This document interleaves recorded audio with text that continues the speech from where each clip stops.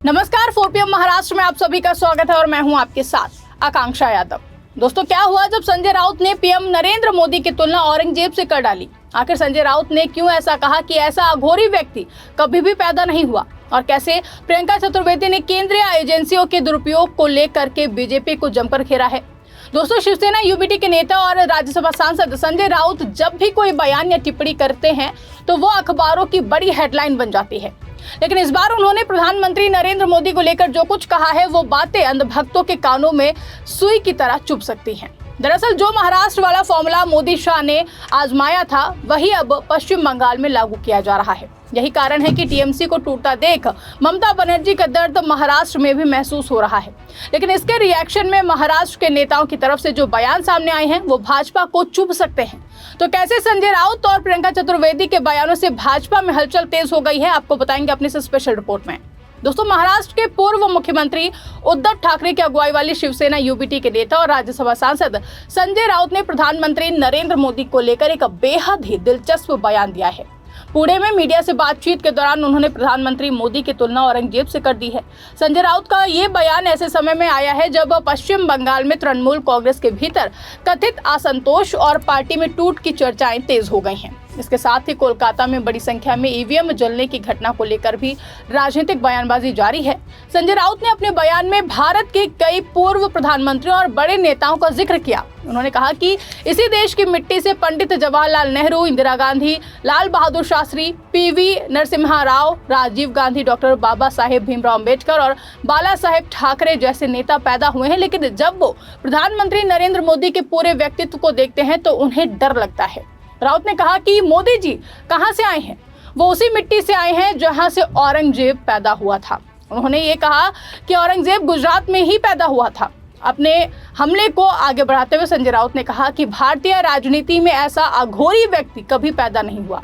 उन्होंने कहा कि इतना क्रूर व्यक्ति भी कभी पैदा नहीं हुआ। राउत का कहना था कि देश की मौजूदा राजनीतिक परिस्थितियों के लिए प्रधानमंत्री नरेंद्र मोदी और केंद्रीय गृह मंत्री अमित शाह जिम्मेदार हैं। उन्होंने आरोप लगाया कि जब तक मोदी और शाह सत्ता में रहेंगे तब तक ऐसी ही स्थिति बनी रहेगी। संजय राउत ने आगे कहा कि आज देश में विपक्षी दलों को तोड़ने का काम किया जा रहा है। उन्होंने कहा कि पहले तृणमूल कांग्रेस के सांसदों को तोड़ने की कोशिश की जा रही है और फिर शिवसेना को तोड़ा गया और उसके बाद एनसीपी को भी विभाजित किया गया। उन्होंने सवाल उठाते हुए कहा कि आखिर और कितनी राजनीतिक पार्टियां तोड़ी जाएंगी? क्या सरकार के पास करने के लिए कोई और काम नहीं है? इतना अघोरी व्यक्ति इस देश में कभी पैदा नहीं हुआ। राजनीति इतना क्रूर कभी नहीं पैदा। इस देश में पंडित नेहरू, इंदिरा गांधी, लाल बहादुर शास्त्री, नरसिंह राव, राजीव गांधी, बाबा साहेब अम्बेडकर, बाला साहेब ठाकरे ऐसे बड़े बड़े महान नेता इस देश में इस मिट्टी में जन्मे हैं। लेकिन जब हम लोग मोदी का पूरा कैरेक्टर देखते हैं मोदी जी का तो डर लगता है कि कहां से पैदा हो गए। लेकिन जिस मिट्टी से औरंगजेब पैदा हुआ उसी मिट्टी से वो लोग आए हैं। गुजरात में औरंगजेब का जन्म हुआ था ना।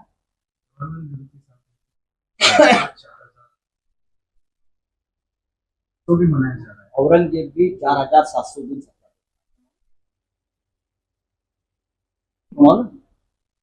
औरंगजेब 4732 दिन सत्ता पे बादशाह था। क्या करेगा? नेहरू से तुलना करेगा? दरअसल पश्चिम बंगाल की राजधानी कोलकाता के अलीपुर इलाके में स्थित एक सरकारी इमारत में लगी भीषण आग में करीब 4000 ईवीएम जलकर नष्ट हो गई है। ये मशीनें हाल ही में हुए विधानसभा चुनाव में 10 विधानसभा क्षेत्रों में इस्तेमाल की गई थी और सरकारी भवन की ऊपरी मंजिलों पर रखी गई थी। राज्य के अग्निशमन एवं आपातकालीन सेवाओं के मंत्री कौशिक चौधरी ने घटना को संदिग्ध बताते हुए कहा कि ये सामान्य आग नहीं लगती है। उनके अनुसार आग निचली मंजिलों से शुरू हुई लेकिन बीच की कुछ मंजिलों को लगभग बिना नुकसान पहुंचाए सीधे ऊपरी मंजिलों तक पहुंच गई, जिससे साजिश की आशंका पैदा होती है। घटना के बाद पुलिस ने एफआईआर दर्ज कर जांच शुरू कर दी है। इसी को लेकर भी संजय राउत ने गंभीर आरोप लगाए हैं। उन्होंने कोलकाता के अलीपुर क्षेत्र में बड़ी संख्या में ईवीएम जलने की घटना का जिक्र करते हुए कहा कि ये घटना सामान्य नहीं है। राउत ने दावा किया है कि उनका मानना है कि ये सब जानबूझकर किया गया है। उन्होंने आरोप लगाया कि बीजेपी सरकार ने चुनावों के बाद कोलकाता में जानबूझकर ईवीएम में आग लगवाई। राउत ने कहा कि पश्चिम बंगाल विधानसभा चुनावों में इस्तेमाल की गई करीब 4000 ईवीएम पर छेड़छाड़ का संदेह था और बाद में वो एक सरकारी इमारत में जलकर राख हो गई। उन्होंने सवाल उठाया कि आखिर एक साथ 4000 ईवीएम कैसे जल सकती है। उनका कहना था कि ये मशीनें खुद नहीं जली हैं बल्कि उनमें आग लगाई गई है। उन्होंने आरोप भी लगाया है कि बीजेपी सरकार ने ही सब कुछ करवाया है। राउत ने कहा कि आज देश में ये सबसे गंभीर मुद्दा है और इसकी निष्पक्ष जांच होनी चाहिए। संजय राउत के इस बयान के बाद बीजेपी और शिवसेना के शिंदे गुट की ओर से भी तीखी प्रतिक्रिया सामने आई है। एकनाथ शिंदे की अगुवाई वाली शिवसेना की नेता साइना एनसी ने राउत के बयान पर हमला बोलते हुए कहा कि उन्हें काउंसलिंग की जरूरत है। उन्होंने कहा कि संजय राउत जिस तरह के बयान दे रहे हैं उससे लगता है कि उन्हें किसी विशेषज्ञ की सलाह लेनी चाहिए। इसी बीच शिवसेना उद्धव ठाकरे गुट के नेता और राज्यसभा सांसद प्रियंका चतुर्वेदी ने भी बीजेपी पर तीखा हमला बोला है। उन्होंने बीजेपी पर केंद्रीय एजेंसियों के दुरुपयोग का आरोप लगाया और कहा कि सत्तारूढ़ पार्टी विपक्ष को पूरी तरीके से खत्म करना चाहती है। समाचार एजेंसी ANI से बातचीत के दौरान प्रियंका चतुर्वेदी ने उनकी पार्टी में टूट की चर्चाओं के बारे में सवाल पूछा। जब उनसे सवाल पूछा गया तो इस पर उन्होंने कहा कि जब महाराष्ट्र के उप मुख्यमंत्री एकनाथ शिंदे दिल्ली जाते हैं तब ऐसी चर्चाएं शुरू हो जाती हैं कि शिवसेना UBT टूटने वाली है। उन्होंने संकेत दिया कि इस तरह की खबरें राजनीतिक रूप से फैलाई जाती हैं। प्रियंका चतुर्वेदी ने पश्चिम बंगाल की मुख्यमंत्री ममता बनर्जी के खिलाफ दर्ज FIR के मुद्दे पर भी अपनी प्रतिक्रिया दी है। उन्होंने कहा कि बीजेपी ने केंद्रीय एजेंसियों को अपनी जेब में रख लिया है। उनका आरोप था कि चुनावी राजनीति में अब ये एजेंसियां बीजेपी की टूल किट बनकर रह गई हैं। उन्होंने कहा कि आज जिन लोगों के खिलाफ FIR दर्ज की जा रही है वो वही लोग हैं जो बीजेपी के खिलाफ मजबूती से लड़ाई लड़ रहे हैं। प्रियंका चतुर्वेदी ने कहा कि अब देश की जनता को ये देखना है कि जिन एजेंसियों को देश के लिए काम करना चाहिए वो किसके लिए काम कर रही हैं। उन्होंने आरोप लगाया कि एजेंसियों का इस्तेमाल राजनीतिक विरोधियों को दबाने के लिए किया जा रहा है। प्रियंका चतुर्वेदी ने यह भी कहा है कि विपक्षी दलों को कमजोर करने की कोशिश लगातार जारी है और बीजेपी का लक्ष्य विपक्ष को पूरी तरह समाप्त करना है। उनके मुताबिक लोकतांत्रिक व्यवस्था में विपक्ष की महत्वपूर्ण भूमिका होती है, लेकिन वर्तमान राजनीतिक माहौल में विपक्षी नेताओं और दलों पर दबाव बनाने का काम किया जा रहा है। FIR पहले अभिषेक बैनर्जी के घर पे कल रात के 3 बजे जाकर कोई छापे पड़े हैं, आज उनके ऊपर FIR दर्ज की है। तो भारतीय जनता पार्टी का तो ये एजेंसीज तो अपने जेब में रखी हुई हैं। एजेंसीज जो हैं इलेक्शन की टूल किट बन चुकी हैं और विपक्ष के पीछे पड़ने के लिए रख दिए हैं। और जो भी विपक्ष से जा भी रहा है उनको 3 ऑप्शन दिए जाते हैं कि हम आपको का राज्यसभा या लोकसभा रद्द नहीं होने देंगे, हम आपके ED/IT केसेस आपके ऊपर से हटा देंगे, या हम आपको इतने पैसों से भर देंगे आपकी कॉन्स्टिट्यूंसी में कि आपको कोई कंप्लेन करने की जरूरत नहीं होगी, आप अपनी पार्टी के साथ गद्दारी कर लो। वही हो रहा है। तो आज जो FIR दर्ज हो रहा है ये उन लोगों के खिलाफ हो रहा है जो सख्ती से ये लड़ाई लड़ रहे हैं, चाहे वो हमारी पार्टी के लोग हों, चाहे आज TMC में हों, चाहे वो ममता जी हों, चाहे वो अरविंद केजरीवाल जी हों, उन सबके साथ हो रहा है।